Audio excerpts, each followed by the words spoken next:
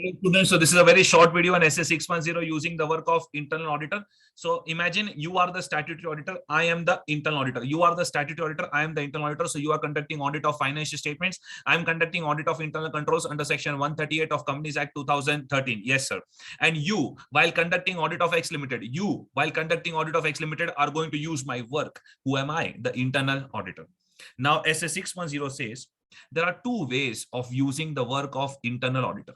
One, just read the reports of internal auditor. Just have some basic discussions with him. All right. Just discuss the matters and try and understand his conclusions. And accordingly, you take your audit ahead. That is called as using the work of internal audit function, but without any kind of direct assistance. This is just basic reading the reports of internal auditor, having some discussions with him. That's it.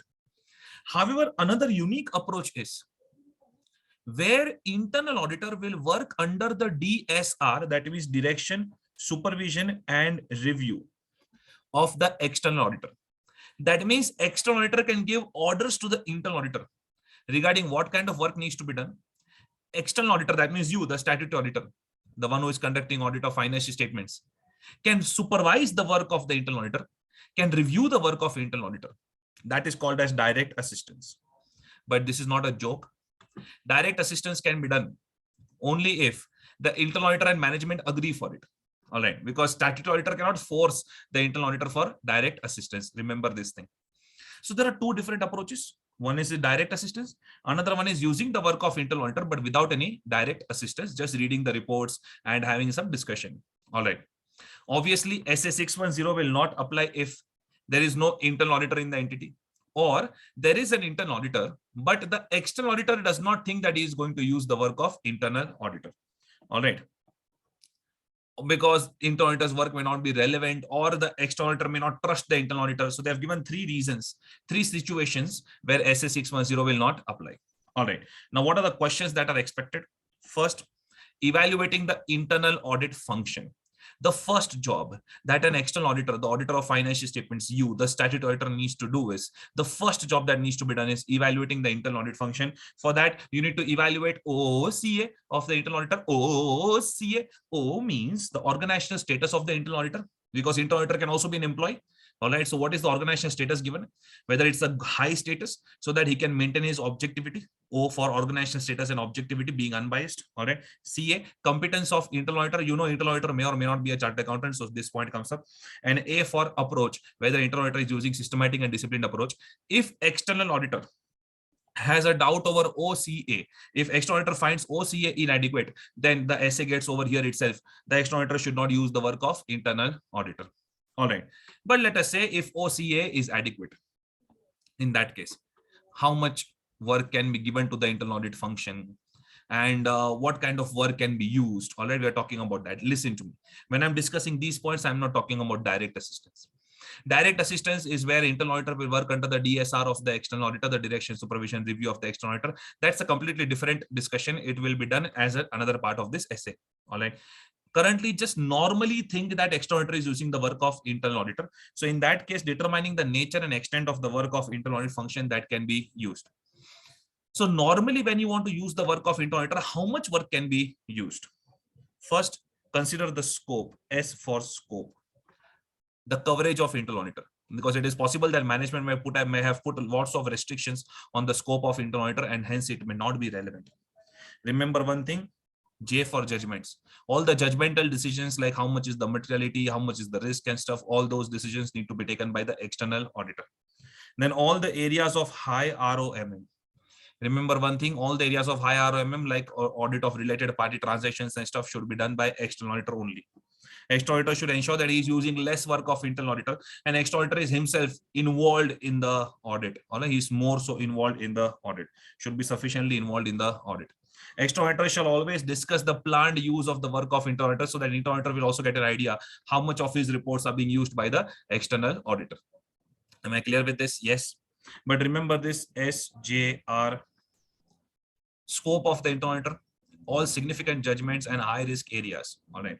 These things will be done by the external auditor, and S for scope is a very basic point that external auditor needs to consider while using the work of internal auditor. And these points are just like, again and again reminding you, evaluate OC of internal auditor continuously. External auditor should be sufficiently involved in the audit, and he should discuss the planned use of the work of internal auditor for better coordination.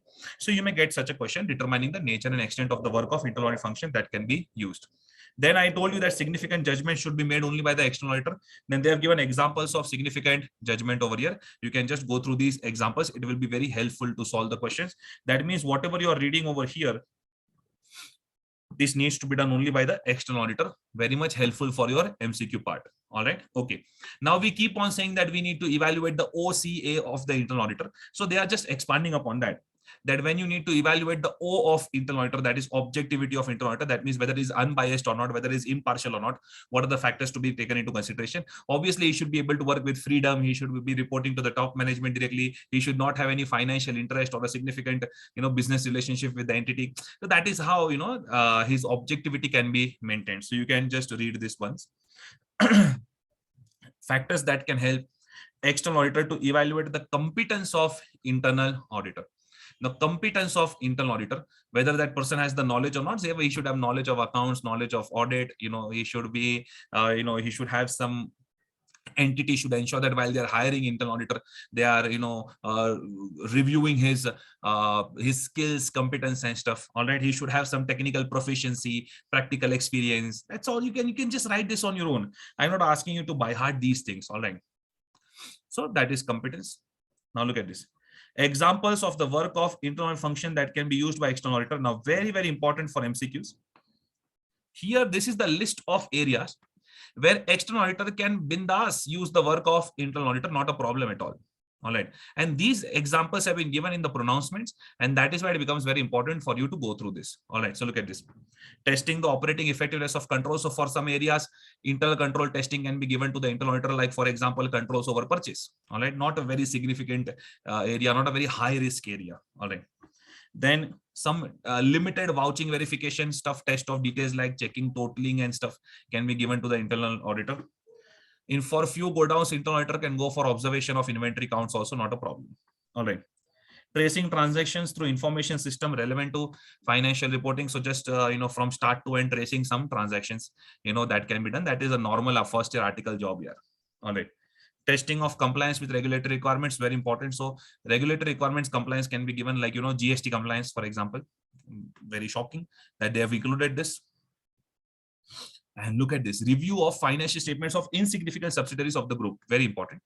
So if you are the principal auditor, all right, the main statutory auditor of the whole group, then obviously you would have coordinated with the other auditors of material subsidiaries. However, for immaterial subsidiaries, a little bit of review of financial statements can be done by the internal auditor, and you can rely upon that work. Very good, very good. Something very critical that they have given over here. All right. Now, look at this. When we are discussing the planned use of the work of internal audit function, that how much work we are going to use, what are the points to be taken into consideration? When I'm discussing with the internal auditor how much work I'm going to use, I'm going to consider nature, timing, and extent of the work. Yeah. All right. What else? Then tell him what kind of maturity level you have. All right. See, when I'm going to discuss with him what kind of work I'm going to use, I'm going to be worried about the nature, timing, and extent of the work. I'm going to just tell him about the maturity level that I have so that he understands that what is important for me. Then I'm going to also tell him that how to select a sample size. As I told you that some limited vouching verification can be given, so you can talk to him about the sample size selection. Then you will have to tell him that a little bit documentation needs to be maintained by the internal auditor, review and reporting procedures. So that can also be done, not a problem. Factors that can increase effective coordination for both of them to communicate effectively. What are the factors that can increase effective coordination? There should be discussions, all right, throughout the period. For any relationship to increase the coordination, yeah. There should be discussions throughout the period. Then significant matters should be communicated to each other, all right. External auditor should have access to the reports of the internal auditor, and internal auditor should inform external auditor about significant matters. All right. So there has to be two-way communication, all right, throughout the period, and external auditor should have access to the reports of internal auditor to ensure that the coordination increases. So whatever you see in the head point, that came in the question. Procedures to be performed by external auditor to determine internal auditor's function adequacy, whether the internal function is adequate or not. For that, what are the procedures to be performed? I should make inquiries of the individuals who are working in the internal department. Then I should observe the procedures which they are performing. And I should also review the internal functions, work program, and working papers. But let me tell you, working papers are the property of internal auditor. Huh? So only if he provides consent, you can review his working papers. Otherwise, you cannot review his working papers. Remember this thing. All right. Now we are moving to direct assistance part. So I told you direct assistance is a completely different discussion where external auditor will ask internal auditor to work under the DSR of the external auditor. That means direction, supervision, and review of the external auditor. So look at this. Prior to using internal auditors to provide direct assistance for the purpose of audit, the external auditor shall. See, I told you this is possible once you get a written consent from the management and also the internal auditor. So you need to obtain a written agreement from management that you will not interfere in the work which external auditor gives to the internal auditor. All right. And internal auditor will be allowed to follow the instructions of external auditor. And you also need to obtain a written agreement from internal auditor that they will keep confidential specific matters which are instructed by external auditor. And if there is any threat to their objectivity, then they need to inform it to the external auditor. All right. And boss, as an external auditor, when you are going to use him for direct assistance, means you're going to trust him a lot. Please evaluate his LOC, L. Law prohibition. Is there any prohibition in the law where direct assistance cannot be done? This is just given to give respect to the law in future if there are some amendments in Companies Act. So the standard remains flexible. So if law has said that some of work you need to do it directly and you cannot take direct assistance from anyone else, then that for those areas you cannot take his direct assistance. So L needs to be evaluated, and OC is objectivity and competence. All right. Be careful over here. Now, determining the nature, and a very, very important one of their favorite for MCQs. What kind of work can be given for direct assistance? I'm telling you one thing, areas of high risk, high judgment. All right. These things will be done directly by the external auditor, should not be given to the internal auditor. Look at this. So obviously risk is one of the important factor, and judgment involved in the in the item is very important factor. OC is always going to be there, objectivity and competence. These things will always decide whether you can use him for direct assistance or not. All right. So that is why I've given this ROC judge, the factors to be considered in deciding what are the areas that can be given for direct assistance. All right. Now, areas where IA should not be used for direct assistance. You have to just write these things negatively, where there is high risk, where there is doubt over competence, objectivity, and where there is high judgment. For these areas, you cannot use him for direct assistance. I am very clear on that. Obviously, once you are using him for direct assistance, you cannot just trust him blindly, because at the end of the day, he is not a part of your audit team. All right. And even in audit team, we don't trust blindly. We have to DSR his work, direct supervise and review his work similarly as we do it for our audit team. And that is given in SA 220, how we need to do it. Please remember that he is not completely independent of the entity. You need to check back to the underlying audit evidence. If you have given him 600 transactions, actually 60, 70 transactions, you need to check it back for some of the work performed by the internal auditor. And you should be satisfied that internal auditor has obtained sufficient and appropriate audit evidence to support their conclusions. Documentation, while using direct assistance from internal auditor, see, for documentation point, whatever has been discussed, all of these things need to be documented. All right. But the most important point is the last point for documentation. Let me tell you that when internal auditor is working under direct assistance, his working papers are the property of the external auditor. All right. Because it is very much similar to the work done by auditing. Now your article is preparing some paper, it is the property of the auditor, not the article. All right. So similarly, if working papers that are prepared by the internal auditor for those areas on which he has worked under the instructions of the external auditor, for those areas, the working papers will remain the property of the external auditor and not the internal auditor. Yes, sir. Yes, sir.